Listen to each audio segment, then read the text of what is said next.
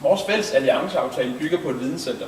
Et videnscenter, som er baseret på viden fra unge studerende, fra forskere og fra andre personer, som har den relevante know-how omkring innovation og udvikling. De nordjyske virksomheder kan så både bidrage til dette fællesskab og gøre stor nytte af det viden, som andre har leveret til fællesskabet. Dette videnscenter kan vi bruge til at lave et helt nyt erhverv inden for genanvendelse af plast. Plast er meget forurenende at fremstille, da det behøver råstofmaterialer som blandt andet olie. Derudover er det meget begrænset af ressourcer, der er. Derfor ønsker vi at genanvende plasten, som relativt er meget nemt. For at kunne det har vi brug for både højtuddannet og lavtuddannet arbejdskraft. Derfor vil dette tiltag både medføre øget beskæftigelse og et meget bedre klima.